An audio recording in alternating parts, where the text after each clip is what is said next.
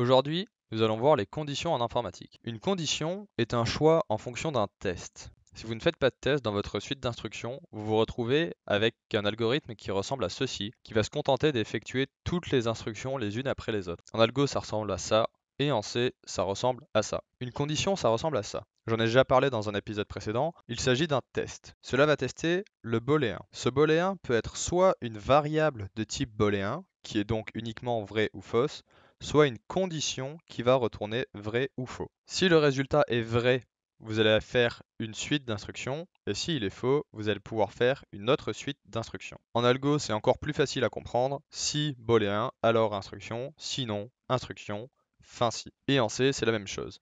If boolean, on code ce qu'on veut, else, on code ce qu'on veut. À noter que la suite d'instructions peut être plus ou moins longue. Une alternative est de ne pas mettre de sinon. Vous pouvez en effet avoir envie d'effectuer une action uniquement si une valeur est vraie et ne pas en effectuer si une valeur est fausse. Une condition est une comparaison, ce qui signifie qu'une condition est composée de trois éléments.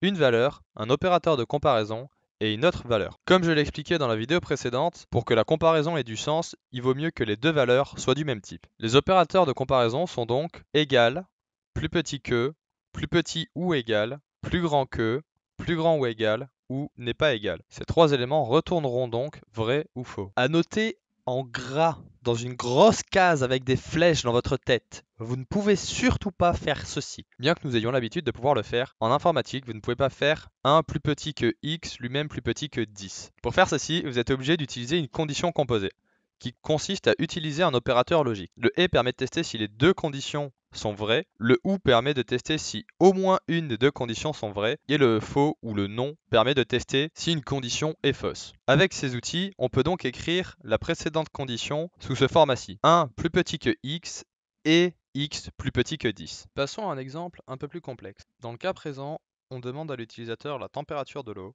et on affiche l'état de l'eau à cette température. Cet algorithme peut paraître très complexe, mais si on regarde bien, en premier nous affichons à l'écran température de l'eau, puis on écoute la réponse de l'utilisateur, on teste si la température est plus petite que 0, alors on affiche glace à l'écran, sinon on passe à la suite, puis on teste si la température est plus grande que 0 et plus petite que 100, auquel cas on affiche liquide, et enfin on teste si la température est supérieure ou égale à 100, auquel cas on affiche vapeur, et enfin le programme est terminé. En algo, ça ressemble à ça, et en C++, ça ressemble à ça. Hormis l'affichage à l'écran et la lecture clavier qui peuvent faire un peu peur, on constate que cela reste très similaire. En regardant cet exemple, on peut constater que les trois résultats sont bien distincts. Il n'est pas possible d'afficher glace, liquide et vapeur. Pour autant, on teste quand même les autres possibilités une fois qu'une des possibilités s'est avérée vraie. Pour régler ce problème, il y a la possibilité d'utiliser des tests imbriqués. Nous avons donc le même début qu'avant, mais maintenant, si ça retourne vrai, on affiche à l'écran et on passe directement à la fin du programme. En algo, ça ressemble à ça. Dans le sinon, on met un autre si